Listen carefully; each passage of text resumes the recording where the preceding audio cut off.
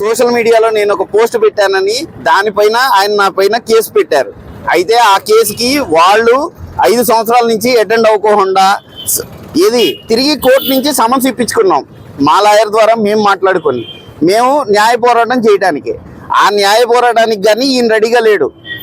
ఎక్కడ కాసేపు మినిస్టర్ అన్నాడు, 2.5 సంవత్సరాలు అయిపోయింది. తర్వాత నేను ఎమ్మెల్యే, నేను బిజీ అన్నాడు, అయిపోయింది. ఇప్పుడు ఏదీ లేకుండా హైదరాబాద్ పారిపోయాడు. నెపమాటికి పోలీసుల మీద నెట్టుతున్నారు. ఏమని నాకు సమన్స్ ఇవ్వలేదు, నేను కోర్టుకి ఎలా వస్తానని. నువ్వు ఇక్కడ ఉంటేగా విడిగా మీడియా ముందుకు వచ్చి ఎందుకు మురుగుతావు? నీ పర్సనల్ విషయాలు మాట్లాడాలంటే ఎక్కడి నుంచి మాట్లాడతాను? ఏ సంబంధం ఉందనేసి నువ్వు పద్దాక కుళ్ళనం తిడుతున్నావు. లేదు బాబు గారు ఒక పెద్ద ఇది లోకేష్ బాబు పొలకేసి అనేసి నీ కొడుకు మాట్లాడుతున్నాడు. ఈ కొడుకు బ్రతికేంటో తెలీదా?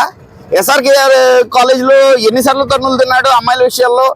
లేదు పోయిన ప్రభుత్వంలో అవినిగడ్డ వచ్చి ఎవడి కాళ్ళు పట్టుకున్నావు అమ్మాయిల విషయంలో? ఎవడు నీకు భయపడేది ఇక్కడ? ఎందుకు? నువ్వు అంత మగాడివే అయితే రా, తెల్లారేపాటికి రా. పోలీసులు రెడీగా ఉన్నారు, నీకు సమన్స్ ఇస్తారు, తీసుకో. రేపు జూలై 15న కేసు రా, కోర్టులోనే తేల్చుకుందాం. నా ప్రభుత్వం వచ్చింది, నీ ప్రభుత్వం వచ్చింది కాదు, కార్యకర్తనే.